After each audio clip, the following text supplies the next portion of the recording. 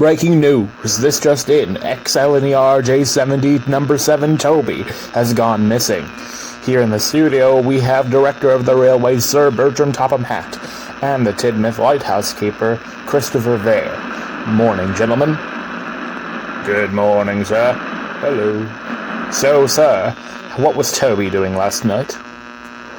Well, I had Toby and my number 5 James pull the flying kipper last night because Henry was ill. I sent Toby on the western side of the island because I knew he couldn't take on the hill. Needless to say, I sent James out east. And how did you figure out something was wrong?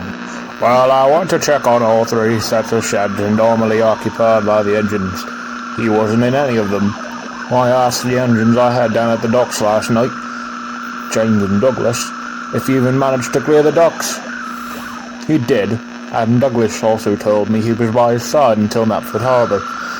Then he had taken the coastal bypasses around Knapford and Tidmouth. I've taken our new Class 08 shunter diesel around the coast, and we found 3 kipper vans and a brake van on the coast of Tidmouth, north of the village, next to a huge sinkhole on which we found 3 more kipper vans. Toby was pulling 10 kipper vans, and we never found him or the other 4.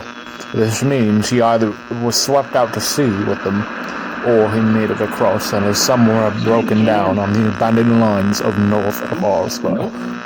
Interesting. Christopher, did you know anything about the sinkhole before the incident?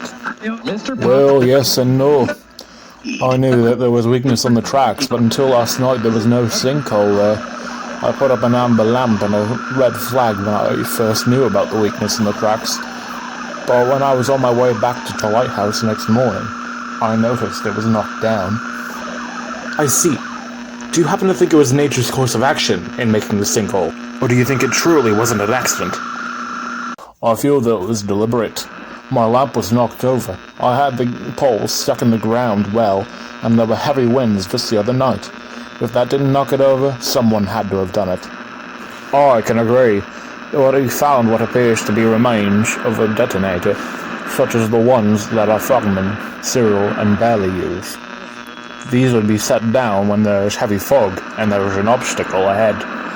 There was no fog for weeks though, not even last night, so why would it be down there? I never ordered either of them to go down there and set one at that part of the track.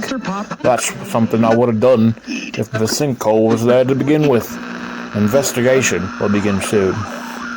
Well, there you have it, folks. We hope to report back to you soon when we have updates, or when we've found Toby at least, but that's it for right now. Let's get back to our hits with That's Amore by Dean Martin.